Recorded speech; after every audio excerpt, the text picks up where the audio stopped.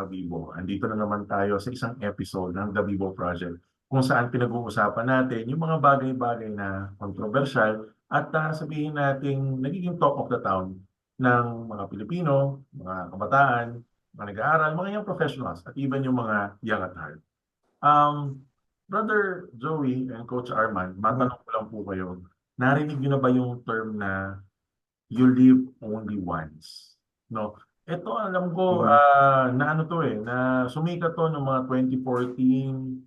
2015, YOLO, no? Ah, Oo. Brother Joey, anong Mhm. tingin mo dun sa phrase na yon na you live only once daw? Well, tingin ko kasi nabuo yung ganyang konsepto, no? Kasi may mga tao na kumbaga naghihirap sila, pinaghirapan nila yung pera na yon. Ah, so parang gusto nila i-treat naman yung sarili nila. Mhm. So parang yun yung pinaka reason kung bakit gusto nila i-enjoy kung ano yung pinaghirapan nila. Right at Mm. the moment, no? O, Yes, alam mo, oo. no sinabi mo yan, parang nakarelate ako eh. Kasi pag Mhm. halimbawa, sumahod, nakareceive ng kung anumang bonus, one day millionaire eh, no? Na sabi ko, Oo. di ba? Oh, yun ang problema na, yun ang, well, hindi naman problema, masaya ka naman eh, di ba? Oo, kung nabili mo naman yung gusto mo eh. You have that feeling at that particular moment na feeling of ecstasy daw. Parang gano'n, ano. Okay, what Mm. about si Coach Arman? Ano masasabi mo doon sa, kung narinig mo na yung, narinig mo yung term na YOLO sa mga, sa mga colleagues natin, tsaka siyempre yung mga bata, ano ang kaisipan na pumapasok po sa inyong isip, ika nga? Actually, narinig ko na talaga alam mo na tayo, hindi naman tayo millennial. Mhm. Ah, kaya medyo kung sa atin lang is hindi ko naman talaga, kumbaga, hindi na yun part ng vocabulary. But since tayo ay nasa academe, kaya na-update din tayo ng mga ganyang mga term, ng Mhm. mga more on acronyms. Nung narinig ko yan, ako, base pagkakaintindi ko is sa bawat segundo ng buhay mo, kailangan enjoy mo. Kung Tama. kumikita ka, enjoy mo yan. Kumbaga, hindi ka lang Mm. magtatrabaho para kumita, kundi enjoy mo rin yung kinikita mo kasi hindi natin alam. Baka mamaya, siyempre, hindi natin hawak ang buhay. Baka mamaya Mhm. hanggang dito na lang ang buhay natin. Kaya for every moment, enjoy mo, hindi lang siyempre, hindi lang sa sweldo mo, kundi sa mga mahal mo sa buhay. Iparamdam Mhm. mo na habang nandyan ka pa, habang may hininga is kung maipakita, maiparamdam mo sa kanila na mahalaga Mm. sila sa'yo, mahal mo sila. Kaya Mhm. for every moment, kailangan i-cherish yun, nakasama yung mga mahal sa buhay, may sweldo, enjoy yung sweldo, etc. etc. Yun ang pagkakaintindi ko dyan. Actually, Mm. Coach Arman, you said it right, no? And you know what, Coach Arman and Brother Joey, that brings me to one of this American president na nagsabi na, live your life as if it is your last. Ang nagsabi nito ay si John F. Kennedy. Oo nga, Mhm. live his life as if it's his last. Di ba, nabaril siya, no? But he's one of the Mhm. greatest presidents that America ever had, no?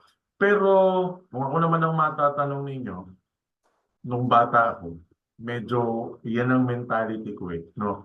Lalong-lalo Mhm. na pagka medyo napapatravel ng konti, lalo na pag sabihin natin medyo nagso-short sa budget, meron akong urgency na minsan lang to, parang ganon.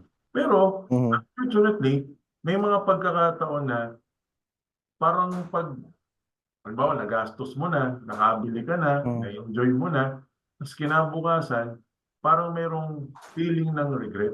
Parang gano'n. Ikaw, Brother Joey, may Oo. ganun ka bang feeling nung, saan ba, nagsweldo ka, naka-bonus Mhm. ka, tapos kinabukasan, pakiramdam mo, bakit ko nga ba ginawa yun?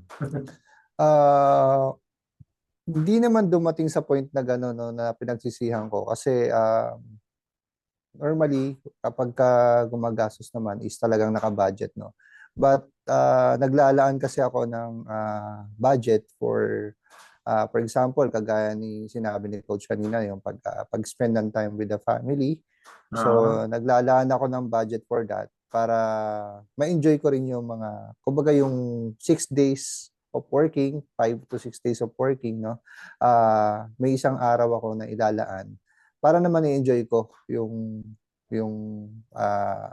company ko naman with my family. So, for me, parang wala naman akong regret. Siguro doon sa mga luho, no? Minsan kasi pagka nakabili ka na ng mga bagay na luho, tapos may dumating na pagkakataon na biglang mong kakailanganin mo ng budget, wala na ah, kasi nabili mo na, nagastos mo na. So siguro correct. dun sa mga pagkakataong ganun, but other than that, wala naman. Oo. Wala naman. So, Mm. talagang kumbaga, nung binili mo, parang feeling ko na pag-isipan mo naman yata. Kumbaga parang Mm. hindi yung ano yung tinatawag nating split second na decision, no? Parang gano'n. Oo. Mahirap yun eh kasi hindi mo pinaghandaan. That brings us back dun sa ito paborito kong learning at wisdom na galing kay Coach Arman. Coach, yun nga, palagay ko hindi nangyari sa'yo kasi di ba may prinsipyo ka na pagka bibili ka ng isang bagay, anong pong ginagawa niyo po ulit doon? Actually, nangyari yan, nung may natutunan ko rin yan sa kumpare ko. Kumbaga, parang Ah, although hindi naman gano'n ang paraan, um, nagkaroon ako nung una, actually parang, ito, simulan ko sa yung, ang tawag dito, nung sa probinsya kasi kami lumaki, tas doon ako, interesado akong mag-aral ng gitara, di ba? ako, Tapos yes. Magaling ano mag-gitara yun to, si Coach. nung nag, ano to, nung nag, wala kaming gitara, kailangan kong gumawa ng paraan para matuto gumitara. Ang ginagawa ko is, nagtatambay ako sa mga inuman hanggang sa Ah. ako natuto kong, Ah. halimbawa, hindi ko tuturuan ng chord yan, tagayan mo kami, nagsimula sa ganon. Tapos Diskarte. dumating sa punto na, ano tawag dito, hindi ko tuturuan yung chord na yan, uminom ka, tapos na yun. Tapos nung umiinom na, syempre ako, Heavy nung drinker maliit ka pa ba, kami, Coach? Heavy drinker ka ba? hindi ko, ay Hindi siguro, naman. nung time na medyo, teenage years, normal naman yun eh. Oo. Kailangan pagdaanan mo yung mga bagay na yun para at least mas Mm. ma-experience, malaman mo. Nung kasalukuyan ko nararanasan yun kasi mahirap ang buhay, doon para bago ka kumita ng pera, kailangan mong magbanat ng buto, manda mo, magbunot ng damo, magputol ng damo. Tapos, ah, pag yun, kasi medyo may pagkakataon ako na yung gumigitara. Pag na-invite, Mm. siyempre, may mga tuso kasi mga kainuman na minsan papainan ka, alam na Mm. meron kang pera kasi nga nagtrabaho ka sa ganito, papainan ka ng ganito, tapos kapag lasing ka na, saka i-bring out yung, di ba, meron kang kinita sa ganito? Baka pwede mo naman kaming, oo, yung mga Sharon. ganon, di ba? Oo, yun. Oo. Siyempre, pag lasing ka na, halos hindi ka na makatanggi. Kinabukasan, ang nangyayari nun is, may regret ako actually. Very Kumbaga great. parang, oo. Sabi ko, ay naisip ko, pinaghirapan ko yung perang yun. Mhm. Doon ko lang gagastusin sa inuman na gano'n. Oo. Actually, paulit-ulit Mm. na nangyari yun eh, gano'n eh. Tapos naging teacher na ako, yung gano'n din. Tapos, kasi minsan, mahirap din kasi yung budget eh, Mhm. napakahirap eh. Totoo, Yung totoo. perang napakaliit, iba-budget Lalo mo. daw, Coach, kung Kaya wala ka daw babudgetin, mahirap daw yun. ay, totoo yun, coach. Totoo, Zero napakahirap nun. budget na. Oo. Kaya ito, Mm. nung naengkwentro ko yung isang, si Francisco Colayco, nabanggit ko na to dati Yan. sa ating ibang Ayan. podcast, Mm. na paggagastos ka, kailangan may mga guidelines ka na alamin natin ang wants saka sa needs. Kung Mhm. iyan ba ay needs ba yan o wants? Kung needs yan, tatanungin mo sa sarili mo, urgent ba yan? Kung urgent, Yan. edi bilhin mo kagad. Kapag hindi, baka naman pwede Mm. mag-antay pa sa susunod sweldo para itong hindi mo mabawasan yung natabi mong onti. So yun, dun ko nakuha yung konsepto yung actually na kailangan may guidance ka bago ako gumastos ng pera kasi hindi pinupulot ang pera eh. Pag Correct. may Mm. mga emergency na wala kang matatabi, napakahirap. Kaya nga Napakahirap. maidagdag ko po, no, salamat ko, Chairman Brother Joey. Meron kaming kaibigan na nagturo din Mm, yan, doktungan natin, no? Yung sinasabi nga daw na kung urgent ba yan, no? O kailangan mo ba yan? First question, sabi ni Coach, no? Second mhm, question, urgent ba yan? Tapos palipasin mo daw ng 1 week. Pagka after 1 week, kailangan mo pa rin, most likely, kailangan mo nga. Parang ganon. mm, So, sa pagkakarinig ko po sa inyong dalawa, yung tinatawag nating YOLO, may pagkakataon din talaga na you indulge yourselves. Ibig sabihin, ay pinagbigyan nyo rin yung sarili ninyo. And then after that, mm, there was a reflection.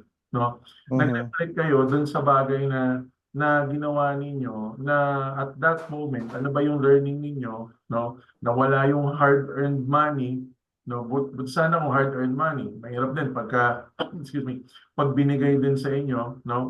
Pero actually nga, mas madali daw bitawan yung hindi mo pinaghirapan, no? Kasi siyempre, oo, binigay lang, it was just handed over to you, ano? And mm, sometimes, yung mga kabataan natin, they get to own their decision, no? Which brings us mhm, to another topic na talagang pag mm, ito naririnig ko talaga ito, parang grabe naman itong batang ito. Yung sinasabi nila na, mm, sarili ko to, no? Wala kayong pakialam. Ako lang ang makakapag-decide sa sarili ko. Parang gano'n. Kayo po na may mga tinuruan ng mga young ones, no? Sa inyong mga mhm. family. Kayo po ba ay naka-experience ng similar scenario na kung saan sinabihan kayo na eto, sarili ko to, ako magdidesisyon dito. So, baka po pwede hands off mo muna. Siguro tanongin Mhm. natin si Brother Joey, may na-encounter ka bang ganun? So far, sa anak ko wala pa kasi Wala pa. 11 years old pa lang naman. But sa mga kapatid ko siguro, before nung ah, medyo may nagkakaedad na sila, nagiging dalaga na, binata. So sila na talaga nagdidesisyon para sa sarili nila eh. So Mhm. on that part naman, para sa akin bilang kuya, more on guidance lang ako sa kanila. More on But guidance. at the end of the day, kung yun yung magiging desisyon nila, ah, pinapabayaan ko. Why? Kasi kung may mali man silang naging desisyon, at least may matututunan sila from that. Mhm. Mm. Okay. Pero wala kang, halimbawa sabihin natin, kung in your child, Brother Joey, Mm. meron bang specific age na parang you're going to tell your child na, okay, hanggang nandito ka sa edad na to, ako Mhm. muna magde-decide para sa'yo. Kasi tayo, nung bata tayo, ang ruling hanggat dito ka nakatira sa pamamahay na ito, diba? Mhm. Kami ang susundin mo. Do you have that in mind? Mhm. Parang napagplanuhan mo na ba yan bilang isang ama? Yes, ako bilang parent, no, hangga't nasa poder ko, Mhm. hangga't siguro hanggang sa nag-aaral siya, Hanggang nag-aaral. ah, hanggang nag-aaral siya at ako nagpapaaral, kailangan makinig siya sa akin. So, ako muna yung magdedesisyon para sa kanya. But still, I will consider kung ano yung mga gusto niya ring gawin. Mm. Mhm. So, ibig Kailangan bigyan sabihin, din natin sila. Oo. may mga aspeto na ikaw yung magde-decide para sa kanila. May mga aspeto na sila ang magdedesisyon. Yes. Ah, Totoo. Kasi, di ba, even from our parents, sabi nga nila, mas alam nila yung makabubuti may para sa ganong anak. kaisipan. Kasi napagdaanan din eh. Like ako, napagdaanan ko na yung mga bagay na pagdadaanan niya. So, alam ko kung ano yung kailangan gawin. So, Mhm. nandun pa rin ako sa kanya. Okay. So, Mm. ano lang, ang tawag dito, binabalanse mo lang. Ika nga. Mm. Mm. Thank you, Brother Joey. Coach Arman, I think you have the similar scenarios, yung mga pamangkin, and of course, dun sa mga kapatid mo who were under your care way before. Anong masasabi mo doon sa pagbibigay ng autonomy sa kanila? Dapat ba from the start sila na agad ang masusunod sa sarili nila? Or in your family, meron ba kayong tinatawag nating kondisyon? Parang yan. Para sa akin naman, excuse me, is para sa akin kapag ang bata is habang minor pa yan, kasi ang bawat desisyon niyan, siyempre kung anong desisyon na anong mangyari diyan ang unang sisisihin niyan magulang eh. Kumbaga legally Liable. speaking, 'di ba? O liable. Mm. Kung yan nakapanakit, pag yan nakadisgrasya, siyempre tatanungin lagi magulang. Kaya para sa akin, habang minor sila, wala silang makikinig sila sa desisyon ng mas mature sa kanila. Mhm. Kailangan i-impose natin din ang authority kasi siyempre kung hindi naman natin ginagawa yun para for the sake lang na gusto natin makialam. Ginagawa na Mhm. natin yun kasi unang-una bilang isang mas mature na individual na maraming na napagdaanan sa buhay, yung tatahakin nila is napagdaanan na natin eh. Alam natin ang Mm. posibleng kalabasan. Mas mataas ang porsyento na since napagdaanan natin yan, pag hindi sila nakinig sa atin ay siguradong hindi maganda ang kalalabasan yan. Kaya ako naniniwala, mas maganda muna makinig sila, 'di ba? Yun ang Mm. paniniwala ko. Sasabihin ng nakakatatanda, no? If drawing from what Coach Arman have said, yung experience natin mas nakakatanda, mas experience, Mm. mas season, they can actually learn from that. Ang tawag nga natin doon, yung tinatawag natin nga vicarious learning, learning from the experiences or worse, Mm. from the mistake of others. So that yung mga sinasabi natin, mga alanganing bagay, ay hindi na nila kailangang pagdaanan. Halimbawa, sabihin natin, sinasabi natin sa mga nakababata at sinasabi din sa atin ng mga magulang natin dati, ang paninigarilyo ay masama. 'Di ba? Mm. Ngayon, ang problema, may ibang mga kabataan, pilosopo eh. Parang, let me experience that first so that I can tell whether it is really bad or wrong or right. Parang gano'n, no? Ngayon, ang Mm. sinasabi natin sa mga kabataan ngayon, may mga bagay na ikaw ay ang dapat maka-experience at meron ding mga bagay na hindi mo dapat ma-experience. Halimbawa, sabihin natin, yung namatay, di ba? Kailangan mo ba ma-experience na namatay ka para malaman na, uy, ganun Mm. pala yung experience sa mamatay, ano? Parang gano'n. Mm. So, nakakatuwa naman na malaman po sa inyo, no, na ang mga Mm. bagay-bagay po pala ay talagang binabalanse ninyo. At ang Mm. kagandahan lang, sana yung ating mga kabataan sa panahon ngayon ay ika nga, makikita nila yung tinatawag na concern sa kada pagpapaalala, no? Mahirap kasing gamitin yung tinatawag nating term na pagbabawal eh, no? Kasi pagka Mm. halimbawa pagbabawal, more on limiting, parang ganun. So may mga kabataan sa panahon ngayon na feeling nila sinasakal sila.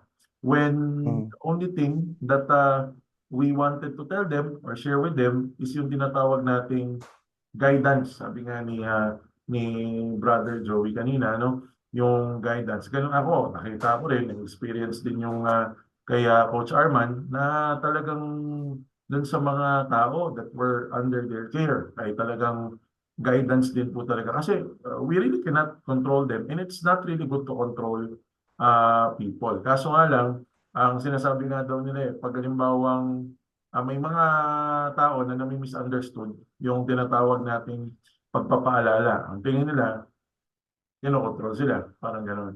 Mm. So, napakaganda ng ating batuhan ng kaisipan sa araw na ito, sa episode na ito. Ano? Ah. Siguro, final takeaway lang dun sa topic natin about YOLO and of course, yung having their own decision. Siguro, magsimula tayo kay Coach Arman this time. Anong masasabi mo Mm. sa ating mga viewers na most likely yung mga estudyante? Ay yung pag-enjoy ng moment, pag-enjoy ng moment at saka iisipin na isang beses lang tayong mabubuhay kaya dapat enjoy natin ang bawat segundo ay dapat ilagay natin sa tamang perspektibo. Hindi porke Mm. na meron tayong na sinabi na baka mamaya bukas mamatay na ako. Kasi unang-una hindi naman natin hawak ang buhay, hindi natin alam kung kailan. Pero Hmm? given that situation, kailangan wag tayong padalos-dalos. Kung sakaling ito ay pera, kailangan pag-isipan natin kasi ang pera ay hindi pinupulot. Correct. Okay Mm. lang kung sigurong laging gusto natin makapiling ating mga mahal sa buhay, okay lang 'yun. Pero kung ang involved na ang pera, siyempre sa bawat kilos natin may pera, kaya hinay-hinay tayo pagdating sa pera. Yung pag-enjoy naman ng moment, marami naman paraan na hindi naman siguro kahit gumamit ng pera Mhm. para Mm. kasi ang hirap ng buhay, ang sinasabi ko ay yung siyempre mahirap ang buhay natin sa pera, pagdating sa pera hinay-hinay tayo. Pero pwede nating enjoy yung moment na minsan kahit hindi gaano ka-involve ang pera kasi we only live once, kailangan mapakita natin ang mga bagay na yan na minsan lang tayo mabuhay, kaya dapat i-enjoy natin. Pero hindi sa pamamagitan ng paggastos ng kahit anumang bagay na meron tayo.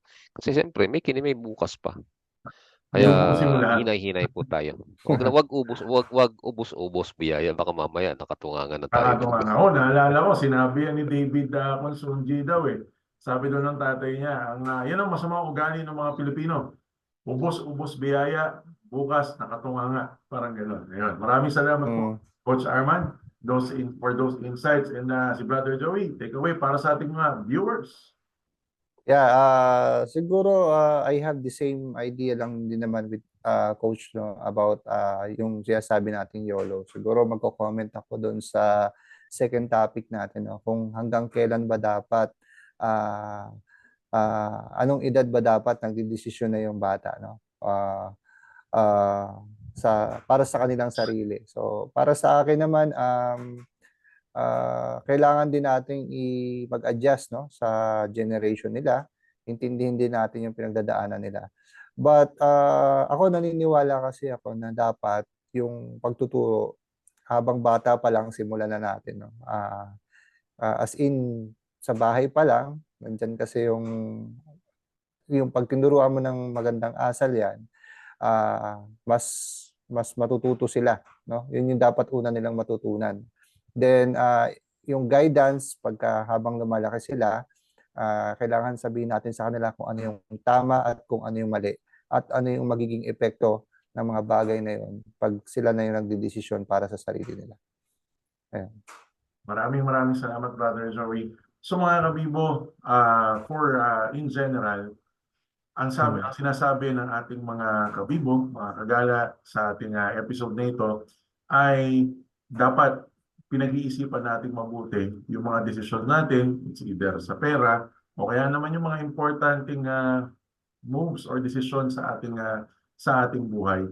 At maaaring we wanted autonomy o yung gusto natin tayo yung masusunod sa ating mga sarili. Subalit may mga mahal tayo sa buhay na naka-experience, no, ng mga bagay-bagay na gusto rin nating ma-experience, and hindi rin naman siguro masama kung at some point sila ay pakikinggan din natin at kung sila ay ating pagninilay-nilayan din natin kung ano yung kanilang mga pinagdaanan. And later on, makakabuo tayo ng sarili nating perception patungkol sa mga bagay-bagay na ito. At maraming salamat sa inyong pagsama sa amin sa kwentuhang ito. At asahan namin, next time, sasamahan niyo ulit kami sa isang makabuluhang sharing. Muli, maraming salamat at paalam!